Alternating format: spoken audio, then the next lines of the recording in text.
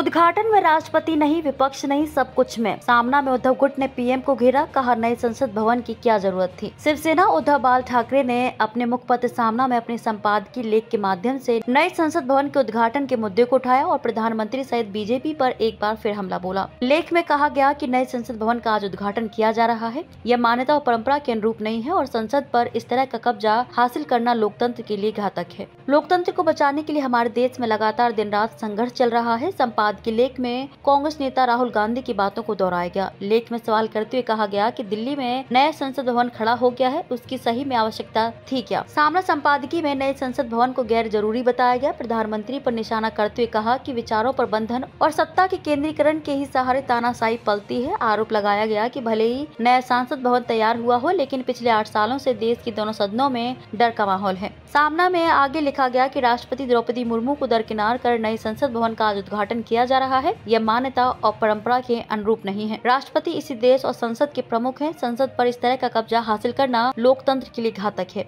BJP को छोड़कर लगभग सभी राजनीतिक दलों ने इस पर युद्ध छेड़ दिया है। दिन रात हमारे लिए युद्ध जैसे हालात हैं। सामना शिवसेना के उद्धव बाल ठाकरे ने अपने मुखपत्र में आगे कहा कि परंपरा के अनुसार नई संसद का उद्घाटन देश की राष्ट्रपति द्रौपदी मुर्मू ही करें। ऐसी मांग राहुल गांधी ने सबसे पहले की और लगभग सभी विपक्षी दलों ने इसे स्वीकार किया। संसद की नई इमारत का उद्घाटन प्रधानमंत्री नरेंद्र मोदी कर रहे हैं। यह लोकतंत्र की मान्यता और परंपरा के अनुरूप नहीं है। राष्ट्रपति को साधारण निमंत्रण भी नहीं दिया, इसलिए कांग्रेस सहित देश के 20 राजनीतिक दलों ने संसद के उद्घाटन समारोह का बहिष्कार किया। प्रधानमंत्री नरेंद्र मोदी पर हमला बोलते हुए लिखा कि विरोधियों के बहिष्कार की परवाह न करते हुए प्रधानमंत्री मोदी संसद के उद्घाटन समारोह में भाषण देंगे और उनके द्वारा इकट्ठे किए गए श्रोता वहां तालियां बजाएंगे। लोकतंत्र के लिए यह सबसे बड़ा खतरा है। संसद के उद्घाटन में देश के राष्ट्रपति को निमंत्रण नहीं, विपक्ष के नेताओं को नहीं, सब कुछ में मतलब मोदी। यह अहंकार ही है। राष्ट्रपति के हाथों संसद का उद्घाटन न करना और उस समारोह में उन्हें न बुलाना, यह देश के सर्वोच्च संवैधानिक पद का अपमान है। संसद अहंकार की ईंटों से नहीं बल्कि संवैधानिक मूल्यों से बनाई जाती है, ऐसा श्री राहुल गांधी ने कहा। दिल्ली के पूर्व उप मुख्यमंत्री मनीष सिसोदिया फिलहाल जेल में है। कोर्ट की तारीख के लिए सिसोदिया को जेल से बाहर लाया गया। पत्रकारों द्वारा दबाव डाले जाने पर सिसोदिया ने कहा कि मोदी अहंकारी हैं।